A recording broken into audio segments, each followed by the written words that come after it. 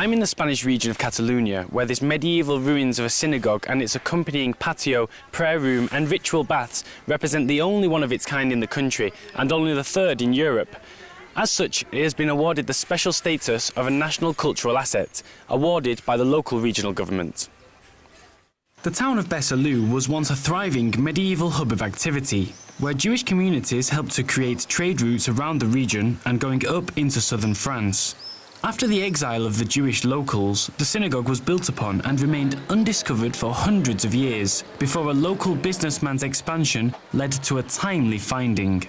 We are inside a very important building. It is the Jewish baths, which is known as the mikveh. The mikveh was discovered in the year 1964, and it was a complete surprise, as during the years 1950 and 1960, in the upper section, there was a small factory that was producing ink. The owner of the factory wanted to build a well, and so he made the hole that we can see in the ceiling, and there they found a rectangular room. They cleaned it and then saw a very clearly defined structure, as it was very well preserved, and straight away they were able to identify it as a mikveh.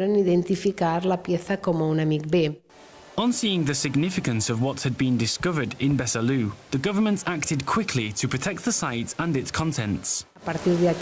From that moment, Besalú was declared a site of artistic and historical importance by the Spanish Ministry of Culture for its huge architectural value. Since more or less a month ago, the structures that form the mikveh and the excavations of the synagogue, which are found in the upper section, have been declared an asset of national cultural interest, as it was such an important discovery. This is the only mikveh discovered in Spain, and at this moment it is only the third known mikveh in Europe.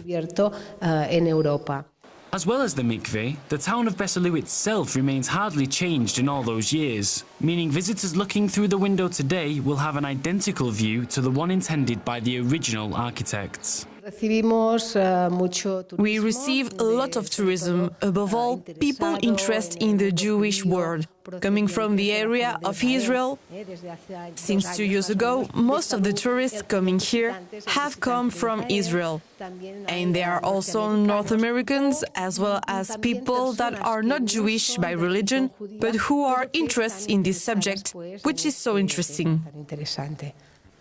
This town has some of the best kept Jewish ruins you can find, due to being underground, undiscovered for all that time, which is exactly the reason why sometimes the local governments have to stand in and protect these places of historic significance. This is Paul Walsh for JN1, Spain.